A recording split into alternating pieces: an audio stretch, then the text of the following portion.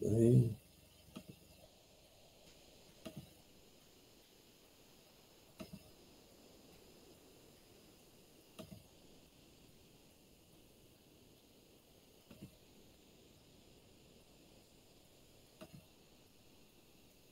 Vai dar aquele efeito bonito de espelho infinito.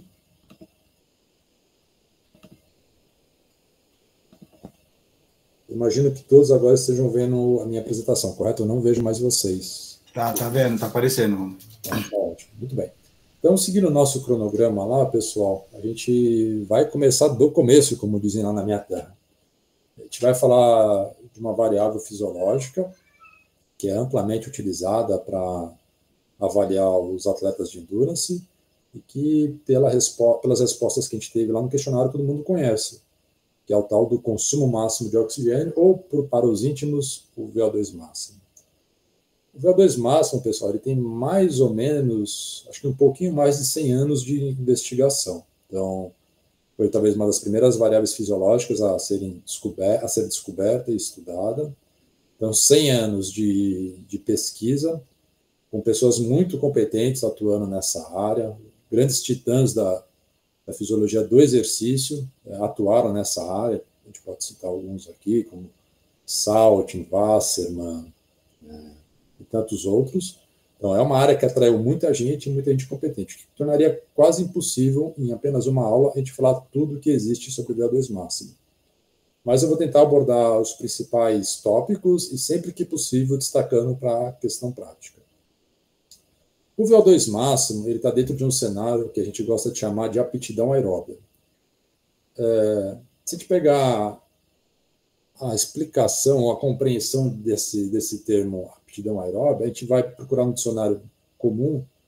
O termo aptidão, geralmente, está associado à capacidade de executar algo, ou à prontidão para se fazer alguma coisa. E do que exatamente nós estamos falando? A prontidão para se fazer, praticar, realizar, cumprir, completar exercícios predominantemente aeróbicos ou esportes predominantemente aeróbicos.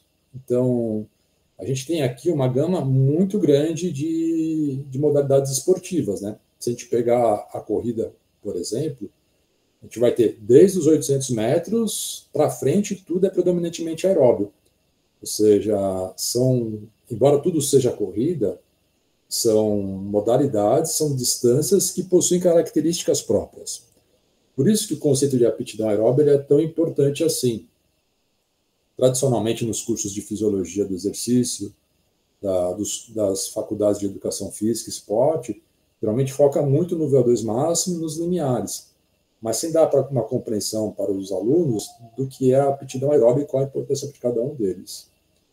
E se a gente pegar novamente o exemplo da corrida, em que temos distâncias de 800 mil a 1.500, 3.000, 5, 10, meia maratona, maratona e ultramaratonas, qualquer observador mais atento vai notar que embora sejam esportes predominantemente aeróbicos, possuem características muito distintas, ainda que todas elas estejam de alguma maneira relacionadas à aptidão aeróbica. E o consumo máximo de oxigênio é apenas um dos componentes dessa tal aptidão aeróbica. De tal maneira, pessoal, tentando contemplar tudo isso que eu estou falando no meu primeiro slide, eu organizei a aula da seguinte maneira. Então, vamos primeiro revisar o tal conceito de aptidão aeróbica. Em seguida, a gente já começa a falar do VO2 máximo, iniciando pelos fatores limitantes. Depois, algumas características importantes relacionadas à mensuração dessa variável fisiológica. E uma alternativa que surgiu mais recentemente, assim, do ponto de vista da ciência, e também quando comparado ao VO2 máximo, que é a velocidade do VO2 máximo, ou a velocidade de pico na esteira, ou a VPE, que está no capítulo do livro que eu disponibilizei lá. Já puxaram a minha orelha que aparece a sigla VPE, mas não está dizendo o que é. Então, o VPE lá do capítulo significa velocidade de pico na esteira. Tá bom? Começando pelo conceito do que é a aptidão aeróbica. Eu gosto muito dessa visão de que a aptidão aeróbica ela pode se assemelhar a um circuito fechado parecido com uma caixa d'água.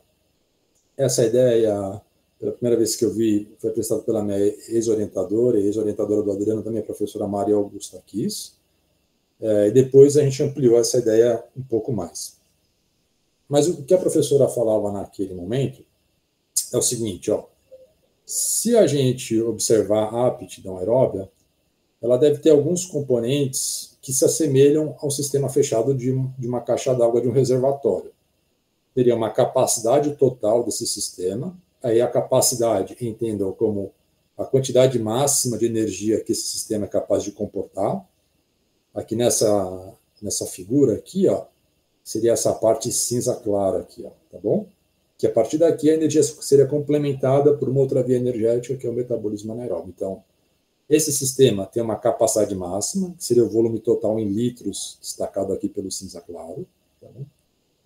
Esse sistema, ele tem uma certa vazão, então, o volume de água que é liberado em litros, por exemplo, ou seja, o fluxo, né, a quantidade de água que é liberado por alguma unidade de tempo. Existe um tempo de resposta entre abrir essa torneira e atingir o fluxo máximo, e também existe uma característica de quanto se abre dessa torneira para se utilizar desse total que está estocado aqui na caixa, tá bom? Eu sei que isso pode parecer um tanto teórico, um pouco distante da prática, mas eu particularmente vejo de uma maneira diferente, porque se você tiver uma compreensão desta forma da aptidão aeróbia, isso vai facilitar bastante a sua vida na hora de decidir o que você deve avaliar dos seus atletas e como compreender aquilo que está sendo avaliado. Se a gente pegasse essa mesma figura da caixa d'água e desse nome aos bois, utilizando esses nomes, os índices fisiológicos, a gente teria algo mais ou menos assim, pessoal. Então, é o mesmo sistema, é a mesma caixa d'água, uma quantidade total, um fluxo máximo a ser atingido, o quanto que vai abrir dessa torneira e o tempo entre a abertura da torneira e até atingir o fluxo máximo para aquele exercício. Tá bom? Então, se a gente olhar para esse sistema de caixa d'água, a gente poderia atribuir cada uma dessas partes do sistema a uma variável fisiológica. Por exemplo, o fluxo máximo que é atingido quando a torneira é aberta em sua totalidade, ou seja, o máximo de água que consegue passar por segundo, por exemplo, no caso do nosso tema de interesse, metabolismo aeróbio, seria o quanto de ATP pode se ressintetizar ao máximo pelo metabolismo aeróbio, ou seja, a potência máxima desse sistema poderia ser utilizado como marcador o VO2 máximo. Tá bom? Ou seja, aqui então a gente já tem uma dica do que o VO2 máximo representa. Mais à frente eu vou demonstrar para vocês uma definição do que é o VO2 máximo, mas já posso antecipar assim, que é algo relacionado à quantidade máxima de energia por tempo que o sistema aeróbio é capaz de disponibilizar. Não estou falando do total, estou falando de quanto de energia máxima o metabolismo aeróbio é capaz de disponibilizar no tempo, ou seja, em segundos, em minutos ou assim por diante. Tá bom? O total de energia do metabolismo aeróbio ele é marcado por uma outra variável fisiológica, os limiares, especialmente o segundo limiar, que o Adriano vai abordar na próxima aula, e um deles representa, talvez, entre outras coisas, né, esse momento onde a energia durante o exercício é quase que exclusivamente aeróbio. A partir desse momento, do segundo limiar, o exercício continua sendo aeróbio, e acho que isso tem que ficar claro para vocês, que intensidades acima do segundo limiar ou do limiar anaeróbio, a predominância ainda é aeróbio, pessoal. O que acontece nesse ponto é que a contribuição anaeróbia ela aumenta um pouquinho mais. Ela se torna um pouco mais significante do que nos momentos anteriores, mas isso não significa que ela é a predominante. O predomínio continua sendo aeróbio, só passa a ser um pouquinho mais relevante. Tá bom? Ou seja, então, essa intensidade do segundo limiar ou do limiar anaeróbio representaria o máximo aqui da nossa caixa d'água, porque a partir dali já tem a contribuição de uma outra via energética. O quanto de água sai aqui na caixa d'água, ou quanto de energia é liberado quando eu abro aqui a torneira, é representado aqui pelo nosso sisteminha didático como uma economia de movimento. Isso quer dizer, se eu abro um pouquinho a torneira lá, comparando dois atletas, vamos supor que eu abrir a torneira aqui seja colocar um indivíduo para correr a 10 km por hora, dois indivíduos diferentes. O indivíduo A e o indivíduo B. Os dois estão correndo a mesma velocidade, 12 km por hora. Ou seja, eu abri a torneira para liberar energia para a contração muscular, para executar um exercício em uma velocidade de 12 km por hora. Então, cada um deles provavelmente vai precisar de uma quantidade de água diferente, né? Ou seja, aquele que é mais econômico, é mais eficiente, vai precisar que abra um pouco menos a torneira, que libere menos energia para que ele possa correr a 12 km por hora, diferentemente do outro atleta que precisa um pouquinho mais. Então, o quanto é liberado de energia, representado aqui no nosso sistema pela torneira, é a economia de movimento ou a economia de corrida, que também será abordada pelo professor Adriano.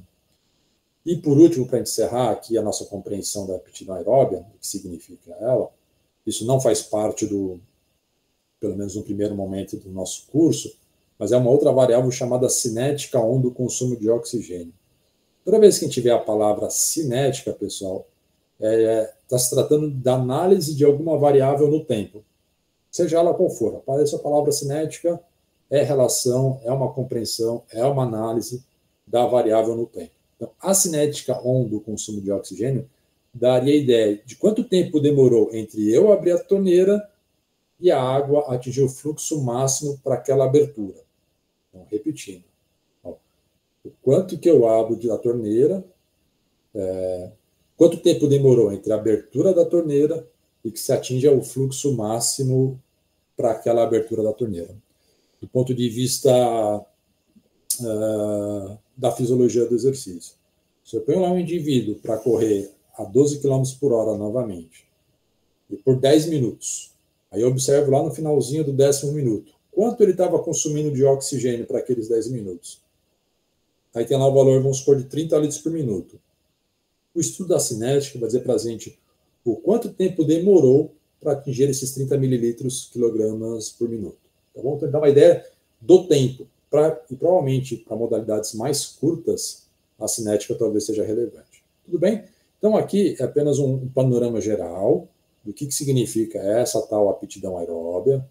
Lembrando que a gente não pode achar que a aptidão aeróbia é só consumo de oxigênio ou é só limiares. É um conjunto dessas variáveis que eu tentei apresentar aqui, fazendo uma analogia com um sistema com circuito fechado de uma caixa d'água, que tem uma quantidade total, uma potência, uma quantidade de abertura e o tempo de abertura, e o tempo que se atinge para o fluxo máximo entre a abertura e o fluxo máximo. Tudo bem até aqui? Alguma dúvida? Eu acho que com o decorrer agora da apresentação talvez fique um pouco mais claro. Mas lembre-se disso, é um negócio um pouco mais genérico do que costuma ser. Bom, e se eu tenho esses diversos componentes, né, limiares, economia, cinética, VO2 máximo, e eu tenho provas tão distintas, de 800, pegando o novo caso da corrida, de 800 até ultramaratona, é provável que cada uma dessas variáveis que compõem a aptidão aeróbia tem mais importância em certas distâncias quando comparado a outras, que é o que esse slide aqui tenta trazer para vocês. Esse slide aqui, pessoal, talvez seja um dos slides mais importantes da minha aula de hoje. Tá bom? É um slide do professor Andrew Jones, que ele apresentou em 2017 no European College of Sport Science. Notem que, à exceção da cinética, as variáveis estão todas aqui. Então, economia de movimento, limiar de lactato, VO2 máximo e contribuição anaeróbica para cada uma das modalidades, tá bom? Ou quase todas estão aqui, pelo menos. Observem que, à medida que a prova vai ficando mais longa, por exemplo, o VO2 máximo vai diminuindo a sua contribuição para o sucesso dos atletas nessas distâncias. Vamos lá. Por exemplo, se a gente olhar só o VO2 máximo aqui, que é representado por esse quadrado cinza aqui. Né? Então, nós temos aqui de 0 a 100% no eixo Y, e o VO2 máximo está tendo uma contribuição do tamanho dessa barra aqui. Então, vamos olhar só para esse nesse momento. Então, no 800 metros, ele contribui esse tanto. Para os 1.500, ele contribui quase que a mesma quantidade, um pouco mais. É que a barra se desloca um pouquinho para baixo. Né? No 5K, ele contribui muito. nos 10K, ele já contribui um pouco menos. Na maratona, menos ainda. Então, à medida que aumenta a distância da prova, aqui no exemplo a corrida, né? À medida que vai aumentando, a contribuição do VO2 máximo para o sucesso desses atletas, ele vai diminuindo. Aqui, evidentemente, tem uma relevância teórica, que é de compreender quais variáveis são capazes de explicar melhor o sucesso dos atletas em diferentes distâncias. Note que nunca é exclusivo, né? A gente nunca tem só uma variável explicando tudo, né? Isso tem que ficar muito claro para vocês, que é sempre uma combinação de variáveis, né? Mas que para cada distância, uma dessas variáveis é mais importante do que outra. Isso não tem esse aspecto teórico, né, que é de compreender um pouco melhor as modalidades esportivas, a importância dos índices fisiológicos, mas tem uma parte prática aqui que é muito relevante para a aula de hoje, pessoal, que é a seguinte, ó. Ao olhar essa figura, eu tenho uma pista do que eu deveria medir, ou do que eu deveria avaliar nos meus atletas, daqueles que correm 800, 1.500, 5.000, 10K e maratona. Talvez para um atleta de 5K e de 1.500, e até mesmo talvez o 800, tenha muito sentido medir o VO2 máximo. Ele contribui bastante para o sucesso dos atletas nessas distâncias. Mas talvez o VO2 máximo tenha pouca relevância para uma distância muito longa que nem a maratona. Para uma maratona, talvez medir a economia de corrida ou limiar de lactato, aqui no caso ele está falando do primeiro limiar, esse termo refere-se ao primeiro limiar, talvez faz mais sentido. Então, por isso que eu estou falando que esse slide ele é muito relevante. Tanto do ponto de vista teórico, permite a gente compreender um pouco melhor que não é apenas uma variável que vai explicar 100% do desempenho dos atletas, né? É uma combinação delas. Dependendo da distância que eu estou estudando, ou que eu estou trabalhando com os meus atletas, se o meu atleta é especialista em 1.500, 5.000, 10K ou maratona, né? Eu deveria olhar para quais variáveis é mais importante mensurar para aqueles atletas. Porque senão, esse fantasma, uma hora, vai voltar para você. E pode colocar em xeque o seu trabalho. O que eu quero dizer com isso? Vamos supor que você está trabalhando com maratonistas, né? Você tem uma equipe de maratonistas, ou um aluno, um personal, tá bom? E você decidiu medir o VO2 máximo, né? Na pré-temporada e mais 2 ou 3 vezes ao longo da temporada, antes da prova principal dele, vamos supor, o sonho de consumo de todo maratonista, que é a prova de Berlim. Bom, e você vai percebendo que no decorrer do tempo, né, assim, começou em janeiro o treinamento, fez a primeira avaliação, foi fazendo outras ao longo do tempo. Você percebe que ele tem melhorado, mas o VO2 máximo praticamente se manteve estável. Se você tomar como critério apenas o VO2 máximo, você pode chegar equivocadamente à conclusão de que o seu trabalho não está sendo bem feito, porque a variável está estável. Mas você observa que o atleta está melhorando. Então, de fato, você está errando. Mas você não está errando no treinamento. Você está errando na escolha da variável que você utilizou para monitorar a sua programação, a sua periodização. Você escolheu, nesse caso que eu estou dando aqui, uma variável que explica pouco o sucesso dos atletas nessa distância. Então, isso reforça, novamente, a importância dessa figura, tá bom? Então, printe essa figura, fotografe, poste, guarde, compartilha no grupo da família, dê like, faça tudo que quiser, porque essa figura aqui, eu particularmente acho que ela é muito importante, porque ela permite a gente chegar em diferentes conclusões, tá bom? E por que nesse caso aqui, ó, voltando lá na figura, por que pegar aqui o exemplo do 5K, né, parece que onde o VO2 máximo é mais relevante, por que o 5K, 5 km da corrida, o VO2 máximo ele é tão importante quando comparado aos demais, né? Se a gente fizer um apanhado na literatura científica, pessoal, a gente vai observar que, por exemplo, um sujeito corre uma maratona, isso é um atleta de um bom nível, com um percentual do VO2 máximo muito abaixo quando comparado aos 5 km. Então, numa maratona, o indivíduo deve correr entre 70% a 85% do VO2 máximo. No 5K, um atleta bem treinado, ele deve correr muito próximo do VO2 máximo. Outra modalidade que tem essa característica é o remo, a prova de remo de 2 km, que é a prova oficial, né? Nas provas de remo, os atletas, os remadores, eles remam a prova toda na velocidade, na potência do VO2 máximo. No remo, a variável é expressa em potência e não em velocidade. Então, à medida que o atleta sustenta uma velocidade próxima do VO2 máximo, o VO2 máximo se torna mais importante. À medida que ele vai sustentando um percentual mais baixo, o VO2 máximo, por óbvio, vai se tornando menos relevante, tá bom? Então, isso explica por que aquelas provas mais curtas, o VO2 máximo é importante, porque o atleta está correndo próximo nela ou até mesmo um pouco acima das distâncias mais curtas. Isso explicaria por que da relevância e por que porque para as distâncias mais longas, as outras variáveis são mais relevantes, né, as variáveis submáximas, que serão abordadas mais à frente aqui no nosso curso. Muito bem, então esse é o panorama geral da aptidão aeróbia, com um certo destaque para o VO2 máximo, que é a nossa variável de interesse. Eu falei tudo isso, mas faltou a gente combinar aqui a jogada, que é definir o que é o tal do VO2 máximo, né? Para garantir que todo mundo está na mesma página, né? Para garantir que todos nós aqui estamos com a mesma compreensão do que é o VO2 máximo, né? A gente vai encontrar diversas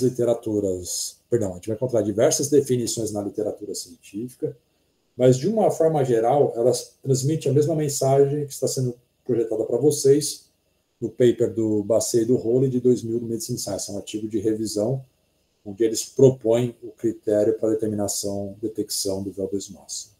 Então, vamos lá ler na íntegra a definição deles. Ó.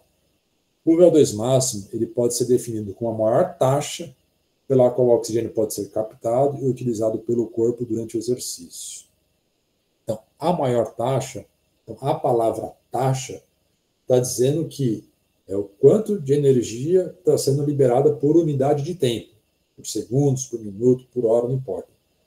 O mais comum é expressar por minutos, tá bom? Inclusive, o termo taxa aqui, expresso no tempo, justifica o porquê que aqui no VO2 máximo, pessoal, sempre tem esse pontinho aqui em cima. Pelo menos toda vez que o professor não esquece de colocar, que no meu caso vão aparecer alguns sem o VO2 máximo, né?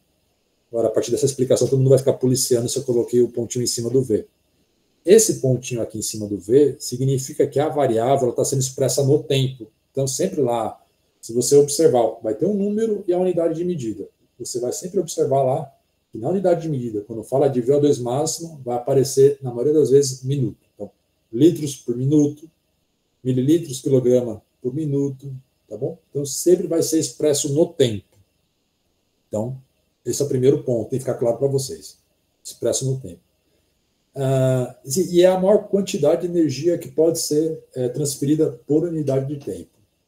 Então, isso também tem um aspecto prático muito importante. Ó. Não pode ser qualquer valor de consumo de oxigênio, eu não posso chamar qualquer valor de consumo de oxigênio de VO2 máximo. Por exemplo, num round, uma luta de boxe, se eu medir lá o consumo de oxigênio, não posso chamar aquilo lá de máximo. Num exercício intervalado de 30 segundos, eu meço lá o consumo de oxigênio ao final, não posso chamar de máximo. Para chamar de máximo, olha só vocês como é a vida, né? Eu tenho que garantir que aquilo é o máximo. E tem uma forma de se fazer isso. Eu não posso chamar qualquer valor de máximo. Eu não quero dizer com isso que o que está sendo medido na hora ali desses exemplos que eu acabei de dar não seja relevante. Eu só estou dizendo que aquilo ali não é o máximo. E para achar o máximo, tem uma forma correta de se fazer isso, que a gente vai ver ao longo da nossa apresentação, tá bom? Quando não é o máximo, a gente usa um outro termo, que é chamado VO2 de pico. Tá bem? Mas para o VO2 máximo, tem uma característica, tem procedimentos próprios para a gente chamar de VO2 máximo, os quais eu passo a descrever a partir de agora. Bom, tentando fazer aqui um levantamento histórico do VO2 máximo, né?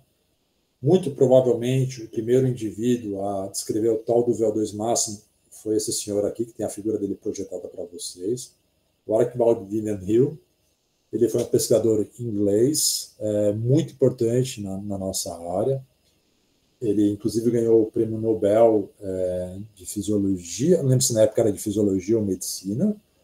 Eu não me lembro também se foi em 1922 ou 23. Na verdade, ele dividiu o prêmio dele com outro pesquisador alemão muito importante, chamado Otto Meyerhoff. O Otto, naquela ocasião, descobriu que o músculo esquelético produzia lactato, e o Hill fez uma série de estudos, mas o principal que deu a ele o prêmio Nobel foi demonstrar que o músculo produzia calor. Né? Hoje pode parecer trivial para a gente imaginar isso, né? Alguém ganhando um prêmio porque descobriu que o músculo produz lactato, ou que o músculo produz calor, mas para aquela ocasião, estamos falando aí de 101 anos, mais de 100 anos, né? Porque ganha o prêmio 22, significa que tinha demonstrado isso antes. Então, há mais de 100 anos, eles demonstraram essa coisa. Vocês podem fazer um exercício assim. O que se sabia naquela ocasião sobre esses assuntos, né? Qual era o corpo de conhecimento a respeito disso? Praticamente nada, né? Então, foram eles os primeiros a jogar os dados da fisiologia do exercício, e a partir dali que surgem os estudos meio que direcionados por eles mesmos. Se vocês pegarem aqui esse sumário, eu imagino que a projeção não esteja muito boa para vocês, porque isso aqui é uma Xerox mesmo, tá, pessoal? Na época da pós-graduação, a gente conseguiu, eu, o professor Adriano, os artigos originais, uma cópia dos originais, perdão. Então, isso aqui é uma foto de uma Xerox, porque não existia PDF em 1922 ainda, infelizmente. Né? O pessoal era meio devagar naquela época. Mas se você pegar esse sumário aqui de um dos papers, né, do Hill, você vai perceber que é quase que um sumário de um livro-texto de fisiologia do exercício. Claro que existem algumas imprecisões nos termos, até mesmo nas explicações, mas, de novo, a gente está falando de mais de 100 anos atrás. E naquela época, 100 anos atrás, o Hill já falava de temas que são atuais como hoje. Por exemplo, o tema da nossa aula, que é o consumo máximo de oxigênio. Ele falou de algo mais ou menos parecido com o que nós chamaremos hoje de economia de corrida, que ele chamou de eficiência e velocidade dos processos de recuperação. Ele falou do débito lático e alático. Então, foi um sujeito que produziu muita coisa importante, inclusive o tema da nossa aula. Claro, né, naquela ocasião, os experimentos dele eram bastante diferentes daquilo que nós entendemos hoje como VO2 máximo. Então, o que o Hill fez? Ele e o Lupton, né? Praticamente ele fez exercício de carga retangular, que eu vou explicar lá para vocês o que é isso, e mediu o consumo de oxigênio dos indivíduos. Então, nós temos aqui, tempo no eixo X e consumo de oxigênio no Y. Então, o indivíduo ia até o laboratório, ele deixava uma velocidade fixa, que a pessoa percorria em metros por segundo, e ele mediu o consumo de oxigênio. Então, o sujeito ia uma vez no laboratório, mediu o consumo de oxigênio numa certa velocidade. 2 dias depois, voltava no laboratório, ele aumentava um pouquinho a velocidade e mediu o consumo de oxigênio. E observava aqui, no dia 2, aumentou um pouquinho mais, aumentei a velocidade, aumentou o consumo de oxigênio. De novo, parece óbvio, mas estamos falando de mais de 100 anos, né? Então, ele estava descrevendo essas coisas ainda. Aí o indivíduo volta lá no dia 3, mede o consumo de oxigênio e subiu um pouquinho mais, numa velocidade um pouco mais intensa. Volta de novo, ele aumenta a velocidade e o consumo aumenta de novo. Ele vai fazendo isso até chega uma hora que o consumo não aumenta mais. E aí, isso parece ser muito curioso. Quer dizer, eu aumento a velocidade, ou seja, eu intensifico a contração muscular, porque aumentei a velocidade, e o indivíduo não consome mais oxigênio. Então, a partir daí, ele descreveu que existia um tal máximo, um teto máximo, uma capacidade máxima do indivíduo captar, transportar e utilizar o oxigênio. Foi a partir daí que ele construiu a ideia do VO2 máximo, do nome de VO2 máximo. De novo, ali existem algumas imprecisões. Por exemplo, ele sugeriu um valor fixo e achava que os seres humanos não seriam capazes de captar mais do que 4 pontos alguma coisa litros por minuto. Né? A gente sabe que, dependendo do atleta, se for bem treinado, dependendo da modalidade, facilmente ele vai ultrapassar esse valor. Né? Mas, de novo, a gente está falando de muito tempo atrás. O consumo máximo de oxigênio que nós conhecemos no formato atual, assim, feito com teste progressivo de intensidades que a gente vai aumentando com o decorrer do tempo, ele foi primeiramente descrito e caracterizado pelo Taylor, em 1955, nesse paper que está sendo projetado aí para vocês, tá bom? O que o Taylor fez naquele momento, né? Ele utilizou um tipo de exercício um pouco diferente, né? Então, o Hill deixava a velocidade fixa, já o Taylor ele aumentava a velocidade da esteira à medida que o tempo aumentava. E o que o Taylor observou naquela ocasião é que, em certo momento do teste progressivo, o consumo de oxigênio ele estabiliza. Né? Então, intensidades submáximas, por exemplo, um trotezinho a 8 km por hora, 9, 10, 11, 12, 13 e assim por diante, toda vez que passava para o próximo estágio, o exercício ficava um pouquinho mais difícil, o Taylor e seus colaboradores observaram que o consumo de oxigênio aumentava um pouquinho, aumentando, quase que linear o incremento na intensidade. Até que, em um certo momento, o consumo não aumentava mais. Ele aumentava a intensidade do esforço físico e o consumo estabilizava. Ele chamou dessa estabilização do consumo de oxigênio ao final de um teste incremental, ou seja, que a carga ia aumentando com o tempo, ele chamou isso de platô, que hoje é adotado como o principal critério para se identificar o VO2 máximo. Então, o Taylor, em 55, foi o primeiro pesquisador, o Taylor e seus colaboradores, né, foram os primeiros a descrever o tal do platô, que é o principal critério para a gente caracterizar, para a gente dizer que aquele valor que a gente está observando no final do teste realmente é o VO2 máximo ou não. Que faz muito sentido, né? Como é que eu sei que é o máximo do atleta, né? Como é que eu sei que aquele valor que eu estou observando ali não é o submáximo? Eu aumento a intensidade, não aumentou mais o consumo, aquele é o máximo. Né? Então, esse é o principal critério. Então, eu não, como eu falei alguns slides atrás, eu não posso chamar qualquer valor de VO2 máximo, né? Eu tenho que ter alguns critérios, e um deles é esse, que tem a presença de platô mediante um incremento da intensidade durante o exercício físico, tá bom?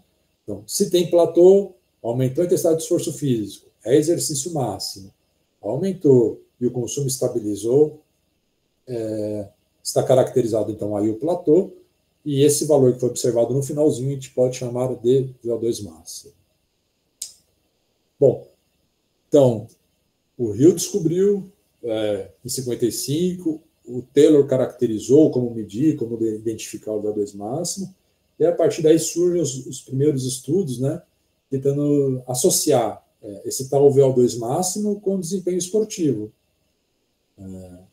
Lembra que é uma fase ainda muito inicial, que as pessoas estão descobrindo, estão caracterizando, estão descrevendo esse tal VO2 máximo, e a partir da década de 60, provavelmente, surgem mais estudos demonstrando, esse tal VO2 máximo que estão dizendo aí, parece que tem jogo com ele, né? Parece que ele tem alguma relação com o desempenho esportivo. Uma das formas iniciais de se estabelecer essa relação entre VO2 máximo e desempenho esportivo foram estudos descritivos, como esse do Saltin e do Astrand, outros dois gênios assim, da fisiologia do exercício, grandes titãs da fisiologia do exercício, né? Como disse, essa é uma área que atraiu muita gente competente, né? O que eles fizeram na década de 60? Eles avaliaram um monte de gente, desde atleta de ski cross-country, até indivíduos destreinados, até donas de casa, que ele chamou aqui, no feminino, do housewives, tá bom? Eles avaliavam um monte de gente e observava que, dependendo da modalidade esportiva e dependendo do estado de treinamento do atleta, estado de treinamento, estou dizendo, recreativo ou atleta profissional, o VO2 máximo diferia entre esses grupos. Né? Então, modalidades esportivas, por exemplo, que tem uma grande massa muscular envolvida, né? Os atletas que praticam essas modalidades, aqui, 5 litros por minuto, o tempo aparecendo aqui na unidade de medida, né? Ultrapassando aquele valor que o Rio falou de 4 litros alguma coisa por minuto. Né? Então, esquiadores, cross-country, né, que usam tanto as pernas como os braços para praticar o seu esporte, possuem um consumo de oxigênio muito superior a indivíduos não treinados, por exemplo. Né? O mesmo acontecia aqui para as mulheres, analisando esquiadoras e donas de casa. Então, a partir dessa análise descritiva, eles começam a propor, fazer alguma sugestão de como o VO2 máximo poderia estar ou ser importante para os atletas dos esportes predominantemente aeróbicos. Então, foi um primeiro momento descritivo comparando grupos. Tá bom? Outra forma muito comum também de se estabelecer uma relação entre o consumo máximo de oxigênio e o desempenho dos atletas era através de estudos transversais, em que você avaliava um monte de atleta, fazia um teste para primeiro medir o VO2 máximo, né? E depois fazer um teste de desempenho, como aqui no caso desse artigo aqui do Costio da década de 70, aqui a corrida era um teste contra relógio para a prova de 10 milhas, né? Então 16 quilômetros e alguma coisa. E observe, então, vamos olhar mais atento esse gráfico aqui, né? Então, no eixo, é um time trial, um teste contra relógio de 16 quilômetros. Então, um dia, os atletas foram numa pista e só mediram o desempenho durante 16 quilômetros, marcou o tempo. O tempo aparece aqui, no eixo X, né? Então, eles plotaram aqui o eixo X. Então, tinha indivíduos que corriam desde um pouco abaixo de 50 minutos até acima de 1 hora. Então, um conjunto de atletas, o tempo de prova, e esses mesmos atletas faziam um teste no laboratório para medir o VO2 máximo. E eles observavam que tinha uma correlação estatisticamente significante e negativa entre o VO2 máximo e o desempenho nos 10K. Rômulo, o que significa uma correlação negativa? À medida que uma variável aumenta, aqui no caso o tempo, a outra diminui, no caso o VO2 máximo. Não ficou claro ainda. Simples. Se a gente observar aqui o comportamento, cada asterisco desse é um atleta. Tá vendo?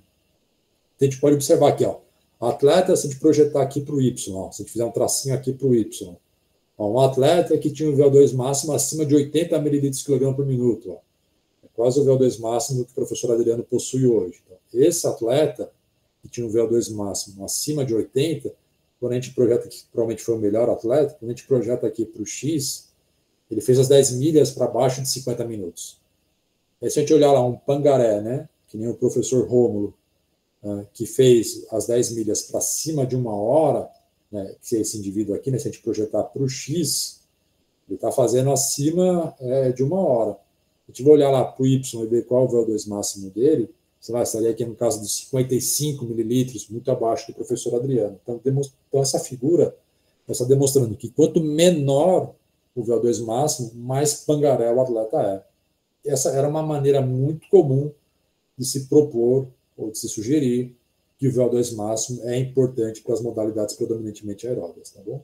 E aqui, olhando para essa figura, pessoal, eu tenho que fazer um parênteses e chamar a atenção de vocês para um fator muito relevante do ponto de vista prático. Vocês estão vendo essa correlação que eu acabei de falar para vocês aqui, uma correlação forte de menos 0,90, né? O que é o forte? Né? Quanto mais próximo de 1, significa que mais fortemente estão associadas as duas variáveis, do eixo Y e do eixo X, tá bom? Então, aqui a correlação ela é alta. E por que eu estou abrindo esses parênteses? Porque essa ideia que está aqui por trás, de desempenho e VO2 máximo, é a mesma ideia que está por trás dos testes de campo. Teste de Cooper de 12 minutos, teste de 3K, tem essa relação entre o tempo ou a distância percorrida, né? No caso dos 3K, o tempo, e no caso do teste de Cooper, a distância percorrida, e o VO2 máximo. Então, essa ideia aqui que está por trás, significando o que eu quero dizer com essa ideia? É que a gente assume nesses testes que quanto melhor o desempenho do atleta, no caso, percorrer os 3K no menor tempo possível, ou fazer o teste de Cooper na maior distância possível, maior é o VO2 máximo do atleta. É por correlação que essas coisas foram estabelecidas, tá bom? Por isso que essa figura aqui, ela tem um papel importante não apenas do ponto de vista teórico, ela explica o que está por trás dos testes de campo, né? O 3K, que é um teste 3K de corrida, que é um teste muito comum utilizado pelo pessoal do atletismo, e o de 12 minutos, que é utilizado em todos os cenários, né? Desde ambiente escolar, quando você quer avaliar grandes grupos, né? O teste muito utilizado. O que está por trás é essa aqui, é uma ideia que vem lá na década de 70, e que quem tem maior VO2 máximo vai ter o melhor desempenho, seja ele expresso pela distância percorrida ou pelo menor tempo necessário para percorrer a mesma distância. Então, é uma figura que tem um papel duplo, tanto teórico quanto prático. Muito bem. Então, a gente já definiu o que é a tal aptidão aeróbia, a gente já fez uma breve apanhada assim, de como que foi demonstrado que o VO2 máximo é relevante para as modalidades esportivas. A gente apresentou uma definição bem comum do que é esse tal VO2 máximo. E agora a gente vai passar muito rapidamente pelos fatores limitantes, né? O que quer dizer fatores limitantes? O que explica, em outras palavras, né? O que explica um atleta ter um VO2 máximo muito alto ou muito baixo? Como o exemplo que eu acabei de dar aqui, né? O professor Adriano, parece que o VO2 máximo dele está acima de 80 mililitros por minuto, no exemplo que eu dei anterior. E o meu está na casa dos 55, o exemplo que eu dei, né? Acho que nem isso mais o meu tá muito destreinado. Por que o professor Adriano, nesse exemplo hipotético, ele tem um VO2 máximo superior ao meu? O VO2 máximo, né, os fatores que explicam, que limitam o VO2 máximo, ou que determinam o VO2 máximo, ele pode ser resumidamente apresentado por essa equação de Fick, que é uma equação que provavelmente todo mundo teve contato na graduação. Eu tenho certeza que todo mundo teve, porque todo professor de fisiologia de exercício mostra essa equação. Se você não se lembra, porque você ou não estava na aula ou estava dormindo. Porque todo professor mostra essa equação. O que essa equação nos diz, pessoal? Que o VO2 máximo ele é um produto do débito cardíaco máximo e da diferença arteriovenosa. Um nome complicado pra caramba, né? Mas é muito fácil de entender. O débito cardíaco máximo ele representa, em síntese, o sistema cardiorrespiratório. A diferença arteriovenosa ela está se referindo especificamente ao músculo esquelético. Então, o que a equação de Fick nos diz em outras palavras? Né? Se o indivíduo tiver um grande condicionamento cardiorrespiratório e tiver um músculo muito bem condicionado para extrair oxigênio, é muito provável que esse indivíduo também possui um alto VO2 máximo.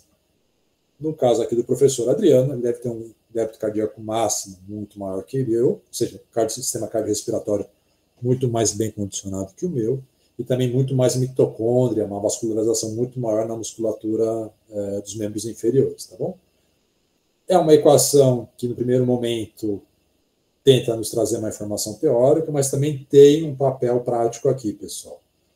O que essa equação nos diz? Se eu tiver qualquer tipo de intervenção, por exemplo, que melhore a capacidade do músculo esquelético em extrair oxigênio, exemplo, exercício intervalado de alta intensidade.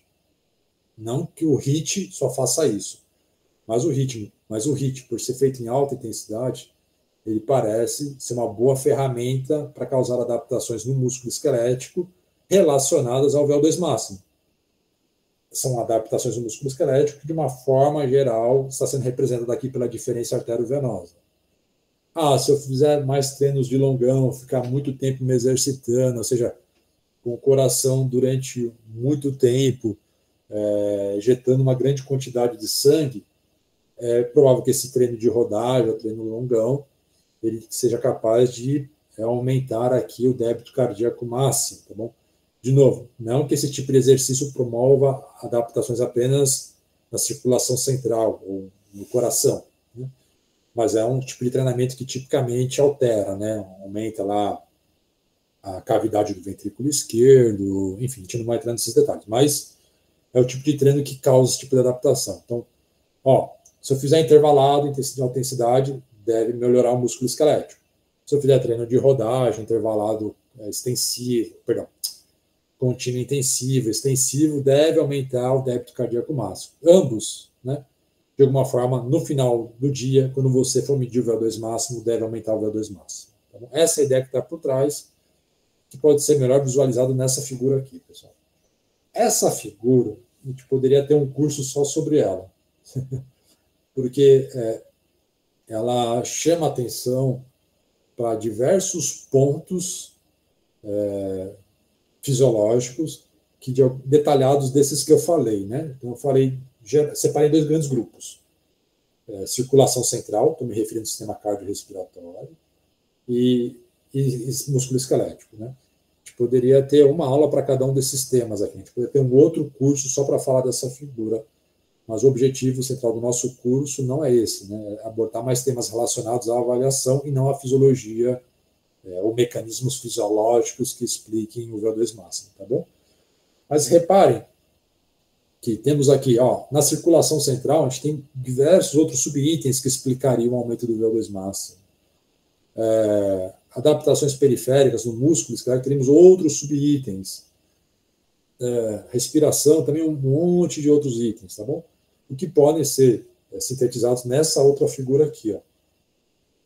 A gente chama os fatores relacionados ao sistema cardiorrespiratório de fatores centrais, pessoal. Não confundam o termo central com o sistema nervoso central, tá? Quando você pegar os estudos, os artigos do final do século passado e começo desse século, eles chamam de fatores centrais eventos fisiológicos relacionados basicamente à contração do miocárdio e passagem do sangue pelos pulmões. E fatores periféricos, aqueles que de alguma forma vão influenciar na capacidade do músculo esquelético em captar o oxigênio quando o sangue está levando o oxigênio até eles, tá bom? Então, novamente, esse é um esqueminha aqui, lembrando que eu posso ter treinamento que influencie mais aqui, eu posso ter treinamentos que influenciem mais aqui, e os dois, de alguma medida, devem refletir no VO2 máximo. Tudo bem até aqui, pessoal? Alguma dúvida nessa parte mais conceitual, com uma certa extrapolação para o campo da treinamento físico? Tudo bem? Ou alguma dúvida? Oi, eu posso fazer uma pergunta? Claro. Quem é que está falando? É o Nametala. Ô, Nametala, manda. Aonde o conceito de capacidade aeróbia entra aí, né? Entre dessa... Que eu ouvi aptidão aeróbia, e aí qual a diferença? É o sinônimo de capacidade aeróbia? Não. Ó, aptidão aeróbia, vamos pegar as palavras. Aptidão significa prontidão para algo. Estar apto a algo, tá bom? Aeróbio é estar apto para exercícios predominantemente aeróbios. Como esses exercícios aeróbios, essas modalidades esportivas têm características muito distintas, então diferentes variáveis devem ser importantes para eles. Tudo bem? Significa eu estar apto para correr 1.500, apto para correr 5.000, apto para correr 10.000, meia maratona, maratona e ultramaratona. Tudo bem? É a prontidão para praticar essas modalidades. Tudo bem, né, Metala? Ok, sim. Muito bem. Só que cada uma delas tem características muito próprias, assim, e que às vezes são bastante distintas. Por exemplo, um atleta de 1.500 deve exigir do metabolismo aeróbio aspectos bastante distintos de um ultramaratonista, concorda? Uhum. Tudo bem. Para as modalidades em que o atleta percorre muito próximo da intensidade do VO2 máximo, o VO2 máximo deve ser importante. Naquele meu sisteminha lá de caixa d'água, o VO2 máximo representa a potência aeróbia máxima. Tudo bem? Uhum. Para provas mais longas, a quantidade total de energia talvez seja mais importante do que a potência desse sistema. Potência, entenda como energia por unidade de tempo. Uhum. Capacidade, entenda como a quantidade total de energia, sem estar relacionado por tempo, ou seja, qual o tamanho da minha caixa d'água? Quanto de energia eu consigo transferir pelo metabolismo aeróbio? Tá. Tudo bem? Okay. A potência é desse total, quanto que eu libero por tempo, por minuto. É quando eu abro é o fluxo de água da torneira. Quando eu abro a torneira lá e vejo a água caindo, o quanto de água está saindo por segundo. Se eu tenho uma caixa d'água muito grande, meu armazenamento é maior. Se eu tenho uma torneira com grande vazão, a minha potência é maior. Tudo bem? Uhum. No caso das modalidades que os atletas percorrem próximo do VO2 máximo, a potência aeróbia máxima é mais relevante. Para modalidades mais longas, a quantidade total de energia disponibilizada pelo metabolismo aeróbio passa a ser relevante. Então, a capacidade, ou seja, a quantidade total de energia. Tá. Então, potência, capacidade, economia e cinética são pelo menos 4 elementos que fazem parte dessa prontidão apto para alguma coisa, que é a que eu estou chamando aqui de aptidão aeróbia. Tá. A capacidade é um dos elementos da aptidão, um dos elementos necessários para você estar apto para fazer algum tipo de esporte aeróbio. Dependendo da distância analisada, a capacidade pode ser mais ou menos relevante. Ficou claro ou ainda não? Não, sim, ok. Tudo bem? Beleza, obrigado. Tudo bem mesmo? Eu posso... Não, tá bem, obrigado. Tá Ô, bom. Romulo, Oi, se permite só uma observação rápida? claro, por favor. Eu acho que até essa pergunta na Metala é porque também muita gente confunde e chama VO2 máximo de um indicador de capacidade aeróbia. Principalmente em literatura mais antiga, em livros de fisiologia, às vezes por causa da tradução, utiliza como referência que o VO2 máximo seria um indicador da capacidade aeróbia do indivíduo, né? E aí acho que acho que a mensagem que você está passando, né, é que não, né? Que o indicador de capacidade aeróbia seria os limiares, em particular o segundo limiar, e que o VO2 máximo, então, seria um indicador de potência aeróbia, justamente porque é medido em unidades de tempo ali, né? Em litros por minuto ou ml quilo minuto. Acho bem observado. Mais alguma consideração, Adriana? Porque fica à vontade para intervir aí e fazer comentários, viu? Não, é só essa mesmo, porque muita gente confunde e às vezes lendo TCC, essas coisas, aparece muito isso, né? Em pergunta. Então, acho que eu aproveitei a pergunta da Metala para reforçar isso. O que eu quis dizer com o termo aptidão aeróbica na metala, resume assim, ó. Um atleta para ter sucesso nas modalidades de endurance depende de diferentes componentes, né? Como eu mostrei naquela figura do Andrew Jones, né, naquele gráfico. Dependendo da distância que você está trabalhando, ou que você está praticando, uma variável vai ser mais importante da outra. E por que ela é mais importante? Porque uma está relacionada à quantidade total de energia. A outra, provas de endurance mais rápida, mais velozes, né, representa a potência do sistema, né? E aí o VO2 máximo é um bom marcador. O segundo limiar é um bom marcador de capacidade, porque acima dele já começa a aumentar a contribuição do metabolismo anaeróbio. Quer dizer isso, ó, a aptidão é mais do que VO2 máximo, a aptidão aeróbia, são diferentes componentes. E cada um desses componentes pode ser importante dependendo da distância que você está trabalhando ou praticando. Tudo bem? Ok, obrigado. Ótimo. Mais alguma pergunta, pessoal? Então, muito bem. Então, eu vou partir para a mensuração, né? Então, a gente já fez esse apanhado inicial.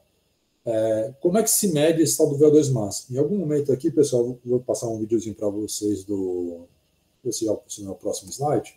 É isso. Vou passar para vocês, então, um vídeo primeiro, demonstrando um teste de um vídeo que está publicamente disponibilizado no YouTube. Tá bom? Então, vou ter que alternar aqui a minha apresentação. Vou parar essa. Minha apresentação não, perdão, meu compartilhamento.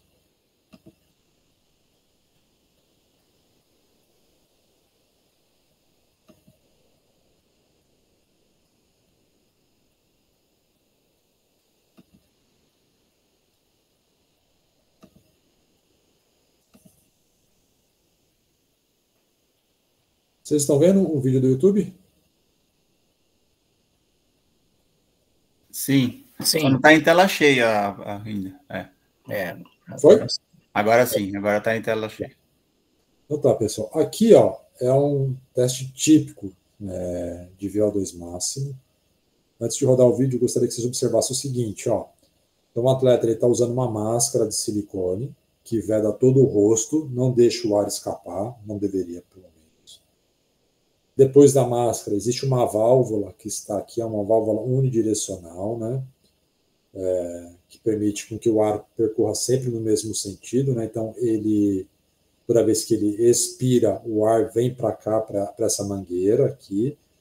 Essa mangueira leva o ar até o equipamento, e lá no equipamento ele vai mensurar o quanto de O2 o atleta consumiu e o quanto de CO2 que ele produziu. Tudo bem? Observem também, ó, que aqui, além do analisador de gases, que está medindo as trocas gasosas, estou me referindo a trocas gasosas, consumo de oxigênio e produção de CO2, ele também está utilizando aqui, ó, uma cinta do Polar ou de um radiofrequencímetro de outra marca. E vocês também vão observar que, ao final do teste, o avaliador que está aqui, ó, ele vai coletar uma gota de sangue para mensurar a concentração de lactato assim que o teste terminar, tá bom? Então vamos lá.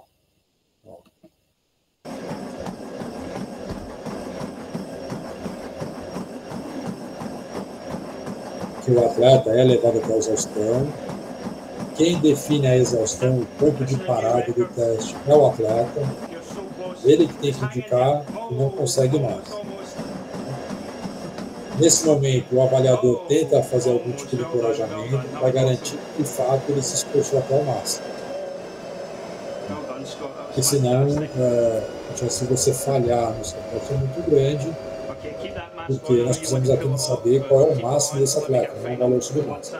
O atleta parou, ele está agora aqui com o acting portátil,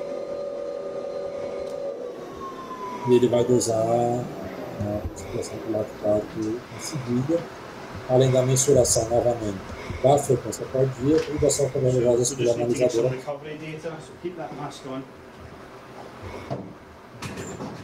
Necessariamente o atleta não precisa interromper o exercício. Ele realmente fez isso só para facilitar a coleta. Não é comum a gente parar, a gente deixa o atleta pelo menos caminhando, pede para ele sair da esteira, coleta a gota de sangue, pede para ele voltar a andar. E só para essa recuperação ativa, a gente faz só para amenizar o desconforto causado pela interrupção abrupta, assim, não precisa parar de uma vez. Então, terminou o teste, foi até a exaustão, coletou gota de sangue, ele vai fazer uma limpeza inicial, né, para que o sangue coletado não seja contaminado pelo suor, e em questão de alguns segundos, esses aparelhos portáteis já emitem o valor do lactato. Tudo bem? Deu para dar uma olhada aqui no jeitão do teste? Então, vou voltar lá para a minha apresentação, tá? Rômulo, uma curiosidade. Claro. O tempo de coleta desse lactato pós parada, existe algum padrão para isso? Interfere? Sim, Leandro, ótima pergunta. O ideal é que essa amostra de sangue seja coletada entre o 3º e o 5º minuto após o teste. Não necessariamente como foi feito no vídeo aqui. No vídeo, terminou o teste, ele já coletou.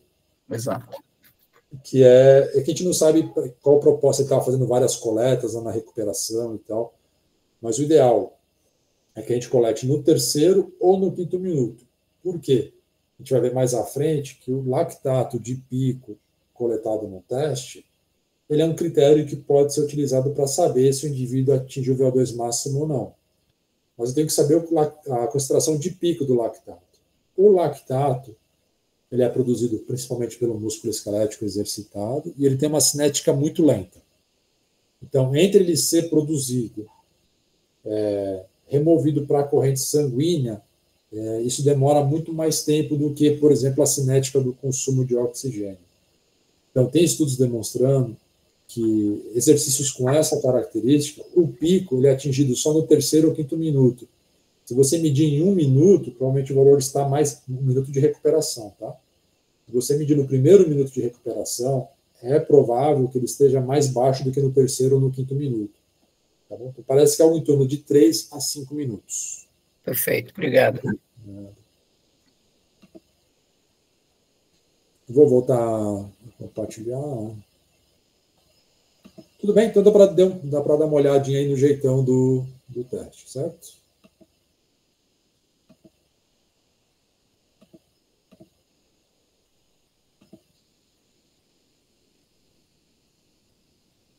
Voltou meu slide? Sim, professor. Voltou. Tá. Então, ó, como eu antecipei nos slides anteriores, né, o consumo de oxigênio aumenta de forma linear nas intensidades submáximas, e lá próximo do final existe essa estabilização. Né? Pesquisador é um bicho meio chato, como vocês já sabem, né, pessoal? Porque durante muito tempo se ficou discutindo o que é estabilização. E põe energia nesse negócio para descobrir. O mais comum, assim, o mais usual, é assumir que o platô ele estabilizou com a mudança da intensidade aqui no eixo X, né? Vamos supor que eu passei de 18 km por hora para 19. Quando essa mudança na intensidade, quando houve um incremento da intensidade, o aumento não foi maior do que 2,1 mililitros por quilograma por minuto. Por exemplo, vamos supor aqui vamos supor que fosse a 18 por hora, e mediu na 18 por hora, estava 50 mililitros quilograma por minuto. Aí passou para 19 km por hora e foi para 51 mililitros quilograma por minuto. E o atleta interrompeu, que nem a gente acabou de ver o teste agora, é sinal que ele teve um platô. Agora, se ele estava a 18 km por hora, a 50 mililitros quilograma por minuto, e a 19 km por hora foi medido 54 mililitros quilograma por minuto, e ele interrompeu, ali a gente não pode dizer que houve um platô. Tá bom? A história do platô, como eu falei, pode ter muita discussão, né? Diferentes formas de se determinar o que é ou o que não é platô. O mais usual é esse, pessoal. Tá bom? Então, é uma forma de garantir. Como é que eu sei que esse daqui é o máximo? Né? Como é que eu sei que esse ponto aqui é o máximo? Quando ele não difere desse outro aqui, né? Pô, então está claro que é o máximo, e por isso que o platô é o principal critério. Protocolos que são utilizados para medir o VO2 máximo. Nós temos basicamente dois grandes grupos: o protocolo incremental, né, e o protocolo de rampa. Incremental parece uma escadinha aqui, né, tendo o eixo X a velocidade, no Y o consumo, né, que é mais ou menos assim. Então, eu ponho uma velocidade, o atleta fica lá 1 minuto, né, ele fica 1 minuto, aumenta a velocidade. Ele fica mais 1 minuto, aumenta a velocidade. 1 minuto, aumenta a velocidade e assim por diante. Tá bom? Então, a cada 1 minuto, nesse exemplo que eu dei, aumenta a velocidade. O protocolo de rampa, a todo momento ele está aumentando um pouquinho a velocidade. Eu nunca trabalhei com um equipamento desse. Mas acho que algo em torno de a cada 10 segundos ou a cada 15 segundos, ele incrementa e deixa a esteira um pouquinho mais rápida. Então, não existe janelas de 1 minuto. A todo momento a velocidade está sendo aumentada.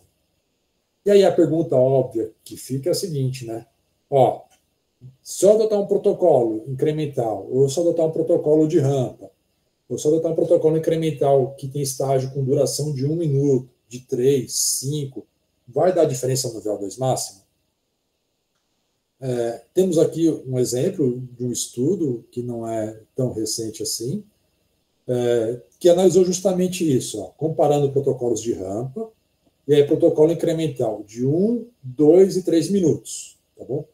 Nesse caso, pessoal, parece que o VO2 máximo não modifica, ou seja, eu estou usando sempre a corrida como exercício, né? Se o protocolo durar 1, 2, 3 minutos, o VO2 máximo não muda. Por que não muda? Porque ele é o máximo. É só por isso. Né? Se eu respeitar algumas características do teste, o VO2 máximo não deve mudar se eu ficar alternando de protocolo. Tá bom? Claro, é desejável que isso não ocorra, né? Então, se você está lá na sua assessoria, se você está lá com o seu personal, ou mesmo se você montou uma programação de treinamento para você, o ideal seria que você mantivesse sempre as mesmas características do protocolo. Mas se isso não for possível, o VO2 máximo parece que não sofre influência do protocolo. E aí eu vou repetir de novo. O VO2 máximo. Mais uma vez. O VO2 máximo. E para terminar, o VO2 máximo. Tá bom? Eu não estou dizendo que todas as variáveis não sofrem influência do protocolo, porque algumas vão sofrer. Eu vou demonstrar uma delas daqui a pouquinho. Tá bom? O VO2 máximo não sofre influência porque ele representa o máximo. Se o VO2 máximo não muda, então o que pode estar mudando, né? Aqui nós temos um teste de bicicleta, é um artigo da década de 80. Então, no eixo Y, potência, e no eixo X, potência, Y, consumo de oxigênio. Observe, ó, novamente o VO2 máximo aqui. Ó. Se a gente projetar para o eixo Y, o VO2 máximo, seja ele medindo no protocolo, o incremento da potência a cada 1 minuto, o valor gerado não é diferente no protocolo, em que o incremento da potência foi a cada 15 segundos. Não muda o VO2 máximo, por quê? Ele é o máximo. Olha que maravilha, né? Que facilidade. Mas o que está mudando nesse teste aqui, pessoal? A potência na qual o atleta está atingindo o VO2 máximo. Observe, ó, que protocolos mais curtos, ou seja, com duração de 15 segundos aqui no nosso exemplo, o atleta vai atingir o mesmo valor de VO2 máximo e uma potência, se a gente projetar aqui, sei lá, quase 300 watts, numa potência muito maior do que o protocolo com as mesmas características, só aumentando a duração do estágio, uma potência Quanto maior a duração do estágio, menor a potência que o atleta vai atingir o VO2 máximo. Tá bom? Então, o VO2 máximo, projetando aqui para Y, não muda. O que muda é a potência na qual ele atinge. E aqui tem uma aplicação prática muito importante, né? Por quê? Se você ficar alternando, diferentemente do que eu falei aqui, né? Que tudo bem se você alternar para o VO2 máximo. Mas se você ficar alternando o protocolo, uma hora você faz com duração de 1 minuto o estágio, outra hora de 15 segundos, e você prescreve o treinamento, por exemplo, intervalado, com base na velocidade do VO2 máximo e não no VO2 máximo, você vai errar. Né? Porque em algum momento você vai usar uma potência muito menor do que a outra para poder prescrever o intervalado. Exemplo, vamos supor que lá no início da temporada, fui lá, o meu atleta, minha equipe tinha só um convênio com uma clínica e que eu não poderia fazer nenhuma sugestão no protocolo, e a clínica tem por hábito fazer um protocolo com estágio de duração de 15 segundos. Aí o cara vai lá na pré-temporada, faz o teste e volta para você. Ó, a minha potência do VO2 máximo, e você, como um cara muito estudioso, muito inteligente, vai prescrever um intervalado pela potência do VO2 máximo. Né? Ó, chegou lá, a potência agora, no início da temporada, janeiro, a 275 watts, você vai prescrever intervalado, 1 minuto a 275 watts, 1 minuto de recuperação passiva, 1 minuto a 275, 1 minuto de passiva, belezinha, está seguindo a cartilha da fisiologia do exercício, né? E aí lá no meio da temporada, lá para abril, mais ou menos, você manda ele reavaliar. Aí ele foi em outra clínica, e a clínica vai usar um estágio de duração de 1 minuto. Aí a potência vai cair de 275 para 225, por exemplo. Aí você vai começar, aí esse fantasma vai começar a te assombrar, né? Porque ele vai achar esquisito, né? Provavelmente a sua equipe ou o seu atleta. Quer dizer que depois do seu treinamento, a minha potência piorou, é isso? Eu estou pagando para você, estou na sua assessoria, estou tendo o seu personal para minha potência piorar, né? Na verdade, não foi que a potência piorou, né? Como mudou o protocolo, agora, no meio da temporada, o estágio tem uma duração maior do que na pré-temporada, a potência atingida no VO2 máximo é menor. E aí você vai ficar no kikiki tentando explicar por que isso está acontecendo, né? Eu estou dando já a dica e tal. Toda vez, pessoal, acho que isso também se aplica à aula da semana que vem do professor Adriano Linhares, vocês têm que ter uma estreita relação com as clínicas, os laboratórios, e que os seus atletas fazem a avaliação. Você tem que sempre interagir com o médico ou com o fisiologista responsável do teste para você entender as características, para você eventualmente fazer alguma sugestão. Na maioria das vezes, essas clínicas, como são particulares, eles acatam sugestões, desde que não sejam muito complexas, para evitar que esse fantasma no futuro te assombre. Tá? Então, uma delas começou com protocolo, seja de rampa, incremento de 1 minuto, sempre mantém o mesmo. O VO2 máximo não muda porque ele é o máximo, mas outras variáveis vão mudar, e elas vão te assombrar à noite. Tá bom? Bom, um problema desse critério do platô é que ele não nem todas as pessoas desenvolvem platô durante o teste ergospirométrico, né? E aí você fica com dificuldade de diagnosticar se aquele valor que você está observando realmente é o máximo ou não. Tem algumas explicações do porquê quase metade das pessoas não atinge o platô. Uma delas é uma baixa capacidade de tolerar desconforto, né? Isso é muito comum com pessoas que não estão acostumadas a treinar, por exemplo, pessoas fisicamente ativas que não são treinados, eles, no primeiro sinal de desconforto, param, e é muito comum você, depois que acaba o teste, alguns minutos depois, o avaliado comentar com você assim, eu acho que eu poderia ir um pouquinho mais. É óbvio. Por quê? Porque ele não tem na referência dele o que realmente é o máximo. E a hora que surgem os sinais iniciais de desconforto, ele interrompe com medo de acontecer alguma coisa que ele não gostaria. Diferentemente de atleta muito treinado. Diferentemente de atleta muito treinado, você tem que ficar preocupado com outra coisa, é que esse sujeito não vá correr até bater o joelho na esteira e ser lançado pela esteira a 24 km por hora. Porque esses querem sempre estar esticando um pouquinho mais o esforço físico. Tá bom? Uma outra explicação é porque a hora que já atinge o primeiro valor de VO2 máximo, o indivíduo interrompe o esforço físico. Tá bom? Mas considerando que apenas 50% das pessoas apresentam o platô, surgiu na literatura científica ao longo dos anos outros critérios para dizer se realmente aquele valor que você está observando ali é do VO2 máximo ou não. Por isso que lá no vídeo que eu mostrei para vocês, eles estavam medindo o lactato, né? Provavelmente para caracterizar o VO2 máximo. Então, fiz lá um teste, né? Esse teste tem que ter alguma característica, tem que ser um protocolo ou de rampa ou incremental, em que tem a duração de algo em torno de 12 minutos, seria o ideal. Então, o teste ergospirométrico muito menor que isso, muito maior que isso, já tem que ser visto com algum cuidado. O ideal é que fique lá entre 8 e 12 minutos. Tem que ser um teste que utilize grandes grupos musculares, né? Se eu ficar fazendo a abdução do polegar aqui, dificilmente eu vou atingir o VO2 máximo, né? Então tem que ser ciclismo, corrida, remo, e exercícios que exijam uma grande massa muscular. Então, de 8 a 12 minutos, grandes grupos musculares envolvidos. O indivíduo atinja mais ou menos 10 batimentos predito pela idade, uma concentração de lactato de pico entre 8 e 9 milimols, ou a razão de trocas respiratórias, que é um parâmetro, que eu não vou entrar em detalhes, mas que é dado lá pelo analisador. O avaliador vai lá dar uma olhadinha, tem uma coluna que vai mostrando lá esses valores, ela está maior do que 1.015. Se ele atingir pelo menos 2 desses critérios, ou pelo menos, não considerando esses daqui de baixo, né? E a percepção subjetiva de esforço também a partir de 18, se atingir pelo menos 2 desses critérios, é possível dizer que aquele valor que você viu lá no final é o VO2 máximo. Agora, você olhou lá no final, não teve platô e não atingiu esses critérios, pode ter certeza que aquele ali não é o VO2 máximo. O indivíduo tem que voltar um outro dia para refazer o teste. Tá bom? Bom, estou quase caminhando já para o final da minha apresentação, pessoal. É importante ter algumas limitações do VO2 máximo, né? Sim. Limitações inerentes ao próprio teste, né? Uma delas é que tem que levar o indivíduo até a exaustão.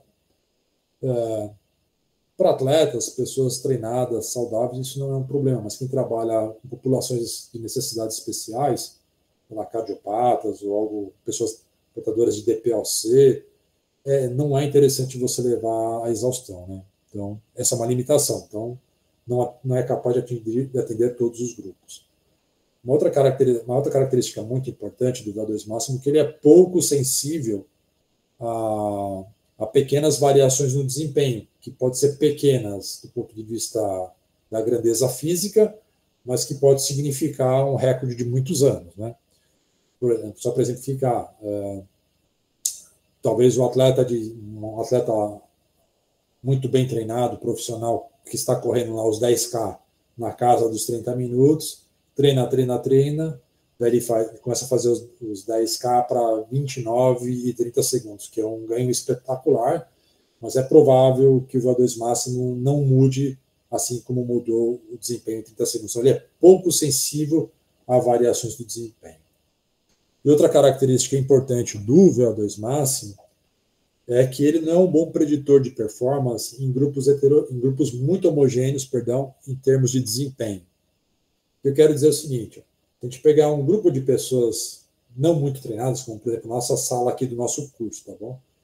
É muito provável que a gente vai ver um gráfico parecido com aquele lá das 10 milhas, que tem uma regressão negativa, né? Mas se eu pegar os 10 melhores maratonistas da atualidade, é provável que o VO2 máximo não seja capaz de discriminar quem é o melhor entre eles. Eles devem ter um VO2 máximo parecido, embora o desempenho do primeiro seja diferente do 10º. Tudo bem?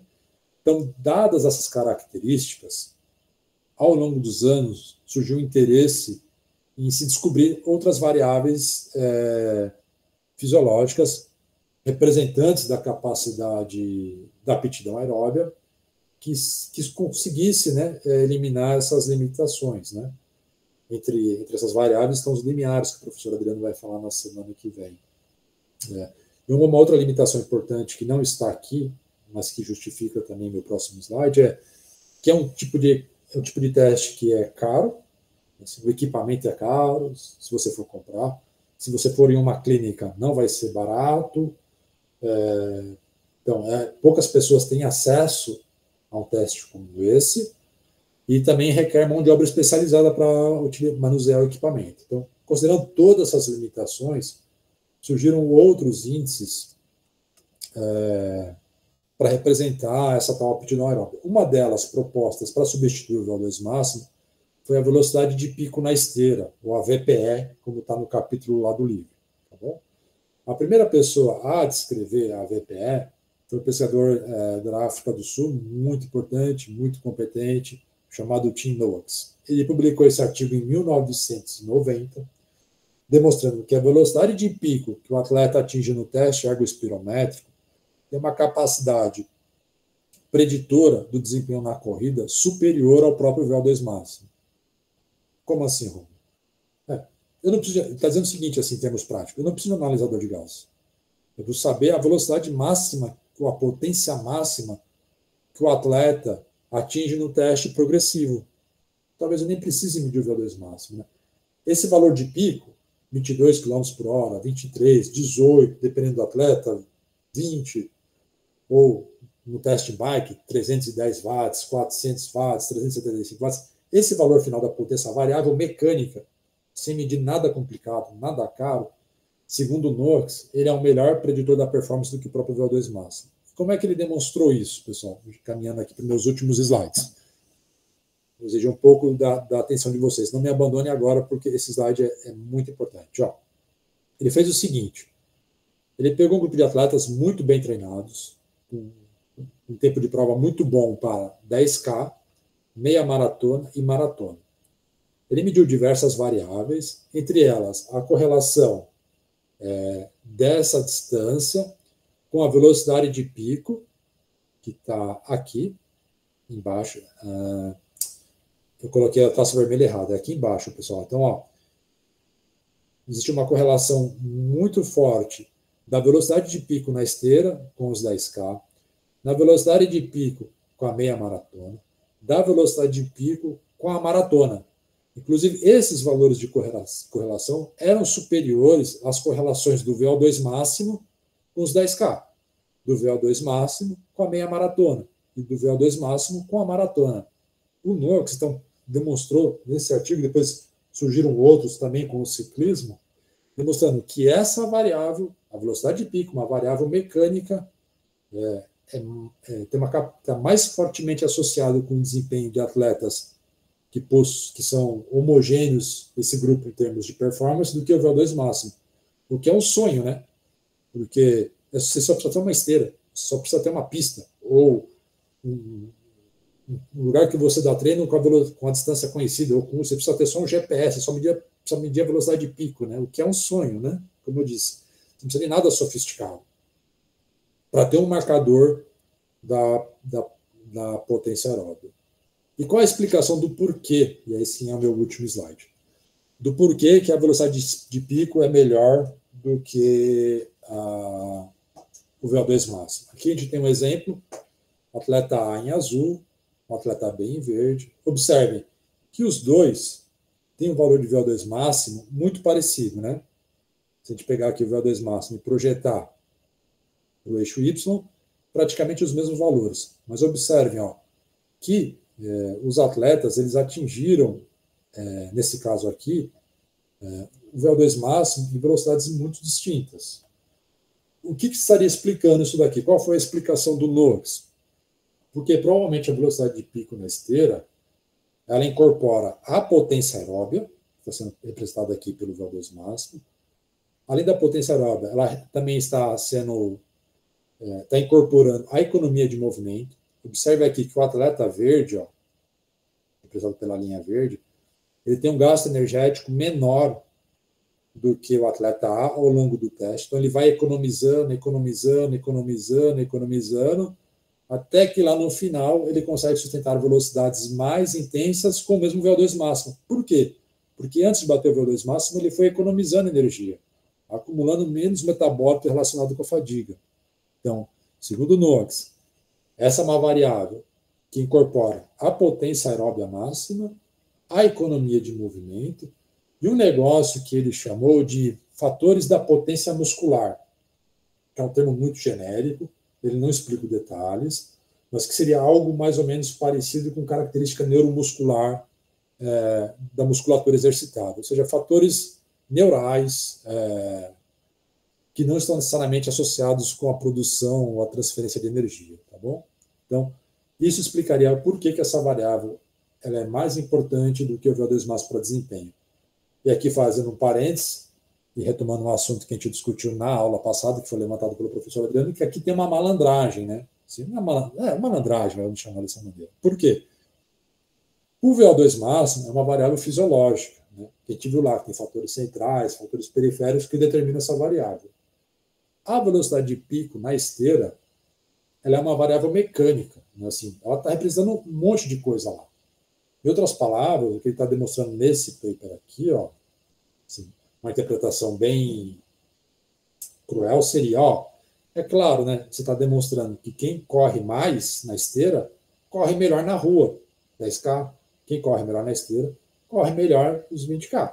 Quem corre melhor na esteira corre melhor uma maratona. Então, a explicação fisiológica ela fica assim um pouco desbalanceada, né? Um aqui, VO2 máximo, como diria na minha terra, contra a rapa, né? Contra uma variável mecânica que está incorporando um monte de variáveis, né? É um contra todo mundo, né?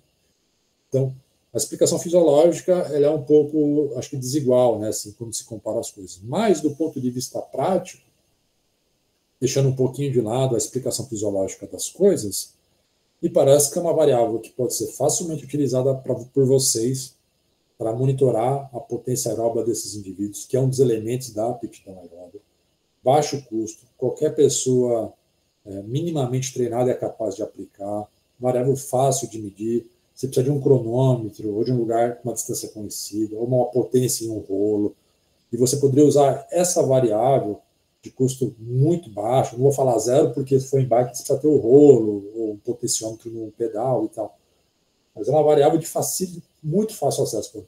Qualquer um de vocês poderia medir dos seus atletas, ou quem está treinando de si próprio, para monitorar como que a potência aeróbica está evoluindo ao longo da temporada, com as vantagens que ela não representa só a potência aeróbica, né? Ela representa outras variáveis que estão ali envolvidas. Tudo bem? Acho que era isso que eu tinha a falar para vocês hoje. Mais uma vez, agradeço a atenção de todos. Eu estou aqui aberto a algum eventual questionamento, dúvida que ainda ficou aí. Eu vou parar minha apresentação por enquanto, tá bom? Acho que o Alan colocou uma pergunta no chat, mas acho que ele colocou e você já começou a explicar. Eu acredito que tenha. Eu acho que se ainda não ficou claro, Alan. Já respondeu, tá. Quando ele colocou a pergunta, você tinha começado o slide explicando a pergunta. Aí. Sincronia, né, Alan?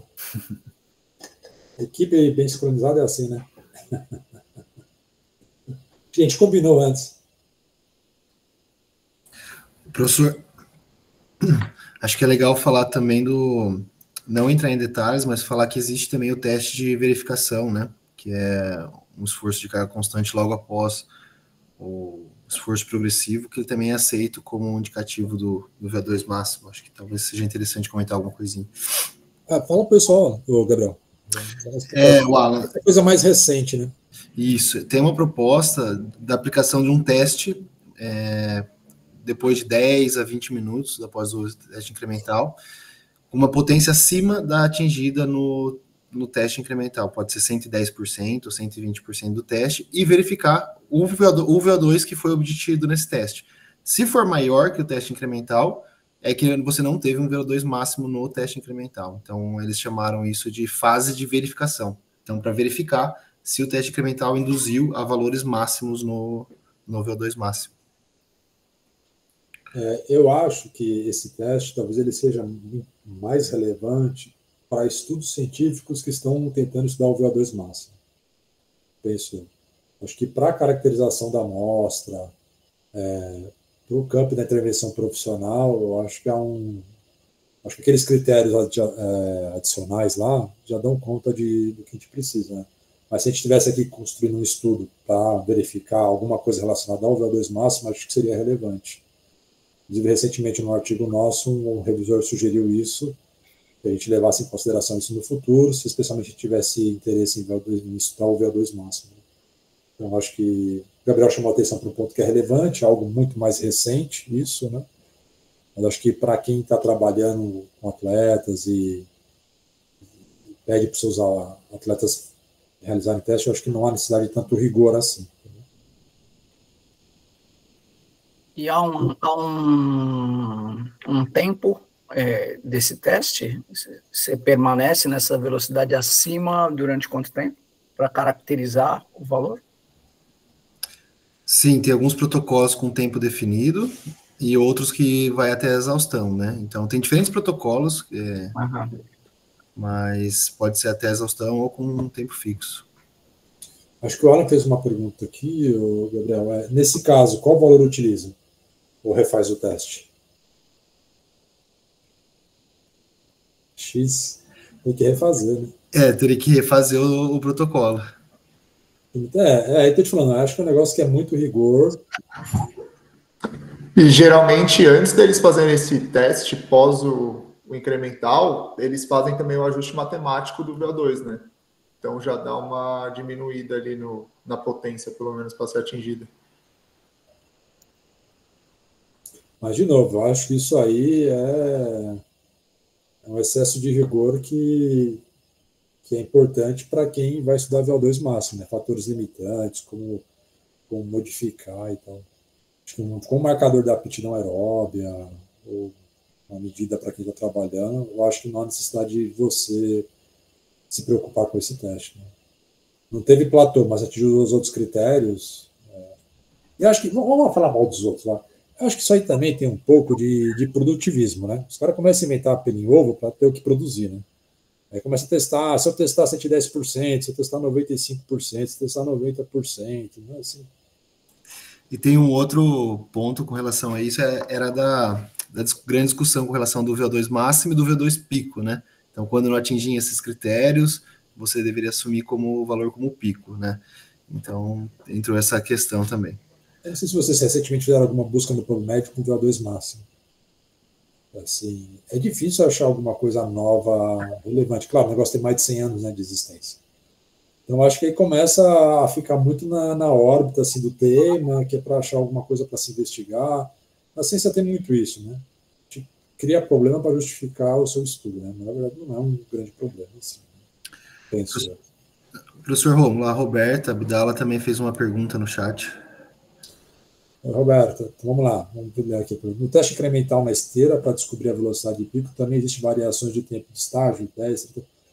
É muito provável, Roberta, que se você adotar, quando comparar, né, 30 segundos com um estágio de 1 minuto, é muito provável que nos 30 segundos você atinja valores maiores de pico na esteira, né? Então, a minha sugestão é você seguir o protocolo que o Knox usou naquele paper, de incremento de 1 minuto. Sempre, acho que não vai acabar tocando nesse assunto também, é sempre importante a gente ficar atento qual foi o protocolo original que propôs aquela medida.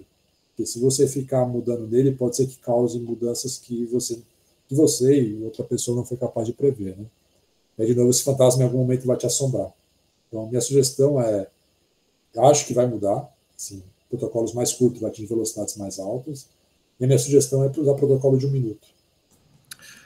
Uma outra questão, eu não sei se foi exatamente nesse sentido a pergunta, Roberto, mas é nos casos em que a exaustão ocorre durante os estágios, então que o atleta ou o indivíduo não terminou o estágio completo de 1 minuto. Eu escolhi um protocolo de 1 minuto, mas eu só fiquei no último estágio 40 segundos. Aí a gente usa a equação de Kuipers, né, para adequar o tempo de estágio completo para identificar a velocidade pico. Tem uma formulinha, depois eu posso passar para vocês, só para ajustar o tempo de permanência do estágio. Você pode compartilhar lá, Gabriel, Compartilha. O que ele está falando é o seguinte, que às vezes o sujeito vai até a exaustão, ele entra no próximo estágio e não completa. Aí, para você considerar esse tempo que ele ficou no estágio incompleto, existe uma equação que ele vai colocar lá para a gente. Por favor, Gabriel. O Enzo levantou a mão também, professor. Pois não, Enzo? Eu queria saber se nessa outra proposta, então, do VPE do Knox, se ele deixa alguma descrição se no protocolo que ele usou tinha ou não inclinação. Porque a gente sabe que aí a inclinação vai afetar também a transferência do VO2 atingido na esteira para a rua. Precisaria olhar, mas normalmente não tem, Exo. No máximo que tem de inclinação é fixa em 1%. Como um artigo do Jones, que é uma forma de simular a demanda metabólica de corrida em superfície rígida, né? Pista, rua e tal. Mas esses protocolos que eu mostrei para vocês, quando é avaliação de atletas recreativos ou de elite, não tem inclinação. Quando tem, no máximo, ela é de 1%. E fixa, não se mexe, né? Porque os protocolos para avaliação cardiovascular, ou cardiorrespiratória, como queira chamar, geralmente induz a exaustão pela inclinação, que é uma forma de preservar o sinal do eletrocardiograma, porque você consegue fazer com que o indivíduo entre exaustão ainda caminhando na maioria das vezes, né? Porque com a corrida, o eletrocardiograma fica balançando e o sinal fica horrível. O professor Adriano tem uma grande experiência com esse tipo de medida no início da carreira dele. Então, é muito comum colocar a inclinação e vai aumentando, né? Você pega esses protocolos de Balk, de outros que já não me recordo nem mais o nome. É para garantir que o sinal do eletro fique bom, né? E aí as pessoas, no momento, decidiram adicionar o analisador de gases, né? Para medir também as trocas gasosas. Mas geralmente é para preservar o eletro. Como nos recreativos, nos atletas de elite, não se faz as duas coisas ao mesmo tempo, é raro se fazer, né? Porque são pessoas saudáveis. No máximo, inclinação de 1 minuto e aumenta a velocidade. Eu acho que do Nox nem de 1 minuto tem.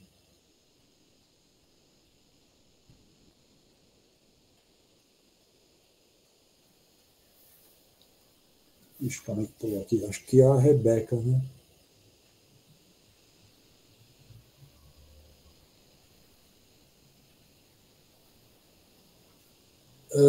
Eu não sei se essa pergunta para o Adriano, tem sobre limiar.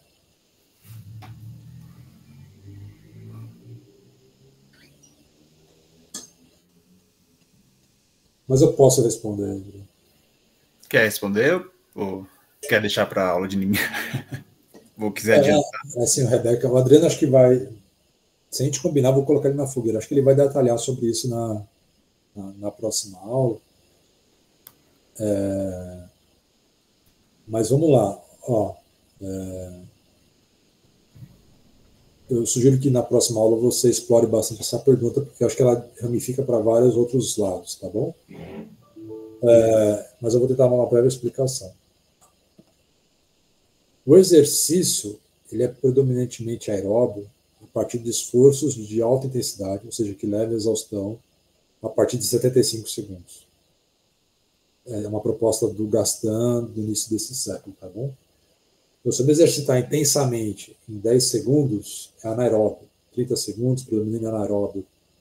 50 segundos, predomina anaeróbio. A partir de 75 segundos, começa a ser predomínio aeróbio. O limiar é uma intensidade que está muito distante desse início, né? O segundo limiar. Durante o teste ergospirométrico todo, há o predomínio do metabolismo aeróbio. Por quê? A gente não combinou aqui que o VO2 máximo é a maior capacidade de captar, transportar e utilizar oxigênio? Nós, em repouso, somos seres predominantemente aeróbios. A gente só passa a ser predominantemente anaeróbio em intensidades em que a nossa maior capacidade de captar, transportar e utilizar oxigênio é excedida. Ou seja, a gente só vai ter exercício predominantemente anaeróbio em intensidades muito acima do VO2 máximo e que leva a exaustão até 75 segundos. Tudo bem até aqui? Estamos juntos, Rebeca? Você me abandonou já? Ficou muito chato e foi embora.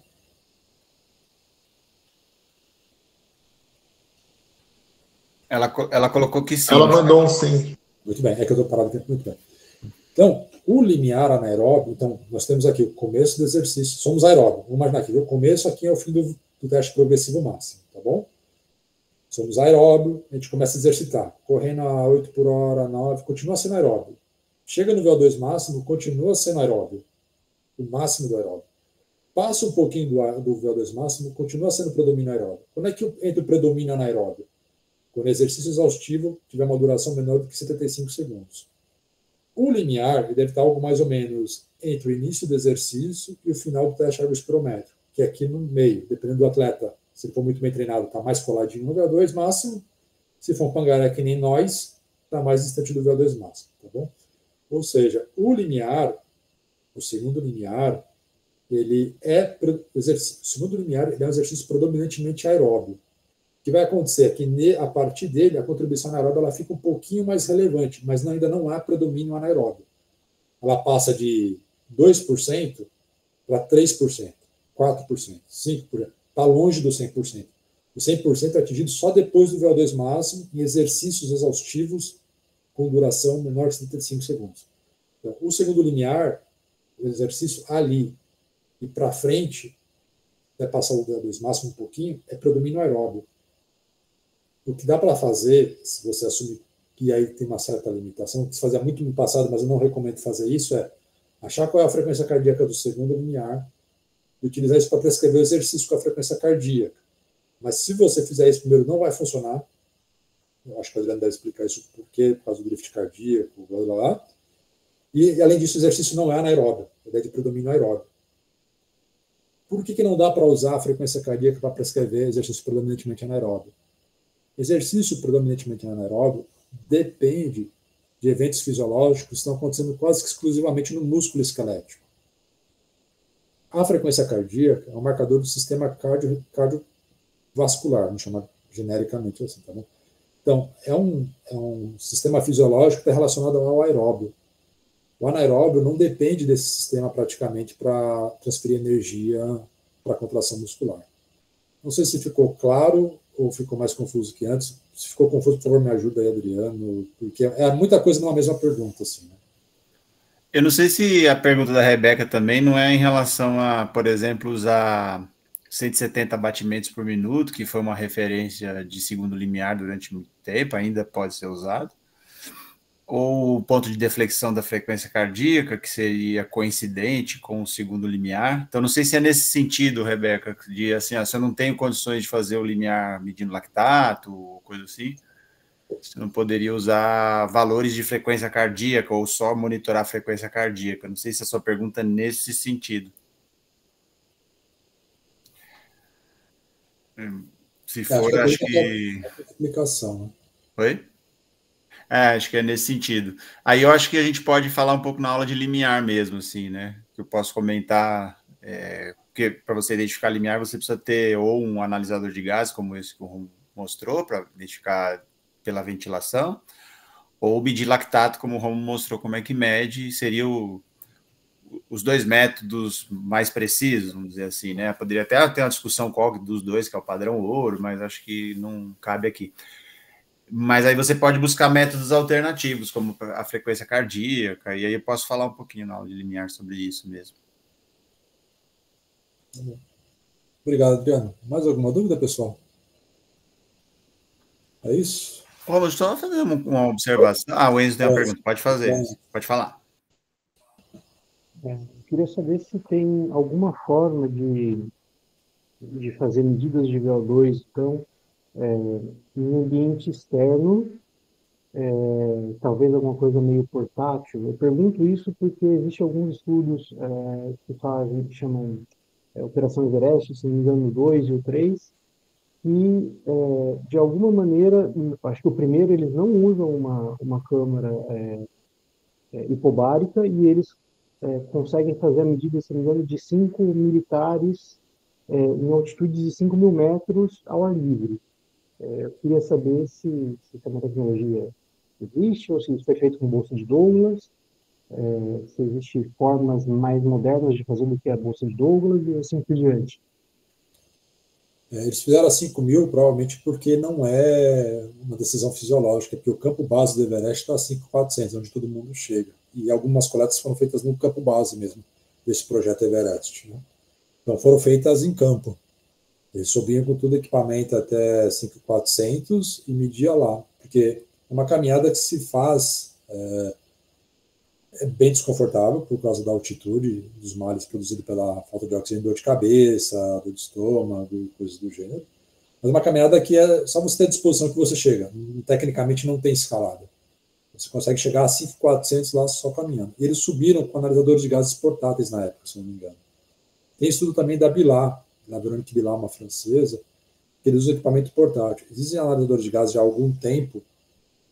Acho que no projeto acho que eles subiram com tudo. Acho que eles subiram com de mesa.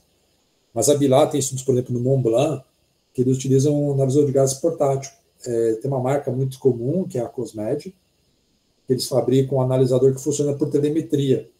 Assim como o Polar funciona por telemetria, né, a captação, uma tecnologia que transmite a informação sem cabo do analisador, existe analisador de gases portátil que funciona por telemetria. Tem a máscara, o analisador é um retângulo, assim, que mede as trocas gasosas, e tem uma bateria atrás com uma antena. Eu não me lembro agora, mas acho que o K4, acho que ele pegava até uma distância de 400 metros. Então, o pesquisador poderia ficar a 400 metros de distância do avaliado. Acho que o K5 é até mais, que é um novo modelo, né? E mede respiração, as trocas gasosas. Então, acho que no caso do projeto Everest, subiram com um analisador de gases de mesa mesmo. Porque o Sherpa sobe com mesa de sinuca, se quiser, os caras sobem na cabeça, os caras levam mesmo, assim. Galão de diesel, barracas enormes. Eles fizeram algumas medidas lá, hematológicas, de trocas gasosas e tal. Mas lembro de um do estudo da Bilat que ela fez no Mont Blanc, que ela levou esse analisador de gases portátil. Tem as duas possibilidades. Se eu não me engano, no Basecamp do Everest tem um laboratório montado, né? Então, provavelmente tem equipamento lá. Mas é de medicina, não é de altitude? Ah, mas provavelmente tem o equipamento lá, né? Se você quiser ver o equipamento, joga no Google Imagens K5 Cosmed, com D mudo no final. Você vai ver. É bem interessante. É um aparelho de alto custo e que dá muita manutenção, e eu acho que a empresa representante do Brasil não tem condições de prestar assistência técnica apropriada. Assim, né? Porque quando você conversa com o pessoal de outros países, o pessoal fala super bem. E aqui a gente teve experiências bem ruins. Então, necessariamente não tem a ver com o. Mas ele é caro, dá manutenção, e no Brasil acho que a assistência técnica não é tão boa, não. Já falando mal de alguém hoje, então passar em branco. Entendi. Obrigado. Vai logo de PJ ruim. Aí não sabe porque não consegue desconto, não consegue. Mais alguma dúvida, pessoal? Tem uma pergunta aqui que me mandaram, que acho que erraram o chat. Que me mandaram, lá vem. Bom. Erraram o chat, erraram a janela aqui. É o Toshi, o Rafael. Estão perguntando se a velocidade atingida a velocidade média, eu acho, né? Atingida no teste 3K é equivalente à velocidade de pico da esteira. Depende do pangaré que está sendo avaliado, né? Se você pegar o sujeito altamente treinado, é capaz que ele percorra os 3K na velocidade do VO2 máximo. Vai lá, Leandro, eu que agradeço. Mas se pegar indivíduos recreativos, saudáveis, não vai bater. Não vai ser velocidade do VO2. Não vai ser equivalente à velocidade do VO2 máximo. Eu teve uma experiência uma semana atrás na graduação, tinha gente andando, né? O sujeito sai, erra o pace, né? Sai muito forte e termina caminhando. A velocidade média despenca, não vai ser a velocidade do VO2 máximo, com certeza. Mas pegar indivíduos treinados, vamos supor que o sujeito faça para 4 minutos cada quilômetro, certo? 10 a 12 minutos, o sujeito treinado fica na velocidade do VO2 máximo. Aí, o Matheus está confirmando que era na segunda volta da pista. Então, um sujeito bem treinado, ele permanece 10 minutos na velocidade do VO2 máximo, na média, né? Tem uma variabilidade muito alta, né? Mas não é raro eu achar. Então, é muito provável que sim.